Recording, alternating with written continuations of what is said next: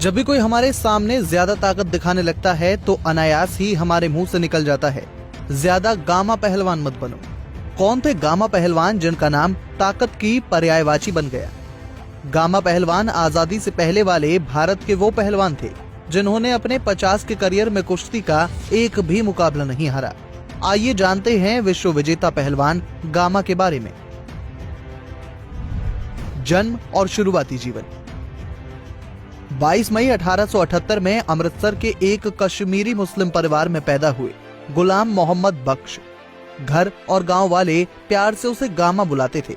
पिता मोहम्मद अजीज बख्श भी पहलवान थे।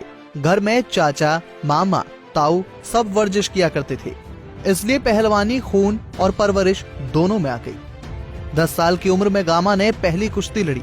वहीं पहली बार उन्हें चर्चा मिली उस दंगल से जो जोधपुर के राजा ने 1890 में करवाया था। दंगल में सबसे छोटे होने के बावजूद गामा पहले 15 पहलवानों में आए। राजा इससे बेहद प्रभावित हुए और उन्होंने गामा को विजेता घोषित कर दिया। कहते हैं यहाँ से गामा ने फिर पीछे मुड़कर कभी नहीं देखा। विश्व विजेता पहलवान ने गामा से बिना लड़े मान लिया। 1910 में लंदन में चैंपियंस ऑफ चैंपियंस नाम की कुश्ती प्रतियोगिता हो रही थी। इसमें गामा की भिड़ंत उस वक्त दुनिया से सबसे मशहूर पहलवान पोलैंड के स्तानिस्लॉस ज़ेब्येस्को से हुई। मैच शुरू होने के 1 मिनट के अंदर गामा ने ज़ेब्येस्को को उठाकर ऐसा पटका कि वो बहुत देर तक उठ नहीं पाया और मैच को ड्रॉ मान लिया गया, जिसके बाद दोनों के बीच फिर मुकाबला रखा गया। लेकिन इस दूसरे मुकाबले में ज़ेब्येस्को आया ही नहीं। इसके बाद गामा को विजेता मान लिया गया और उनको जॉन बुल बेल्ट से नवाजा गया। अब गामा रुस्तमे जमाना बन गए थे, यानी वर्ल्ड चैंपियन।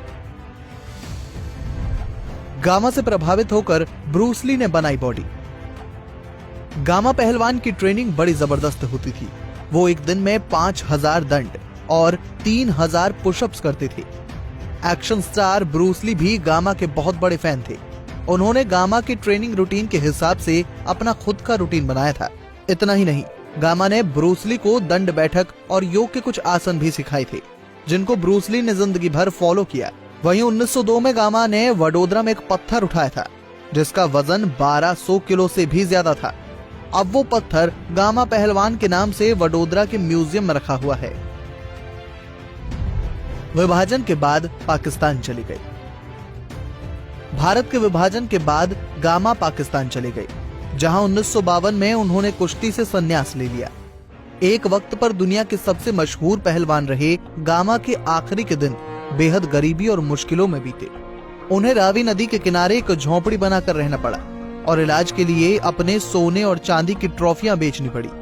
ऐसा कहा जाता है कि जब भारत सरकार को ये बात पता चली थी तो उन्होंने गामा के इलाज और रहने के लिए पैसे भेजने की बात कही, लेकिन तब तक गामा की हालत बहुत बिगड़ गई थी और 22 मई 1960 को गरीबी और बीमारी से जूझते हुए गामा पहलवान ने इस दुनिया को अलविदा कह दिया। Bureau report, Punjab Kesari TV.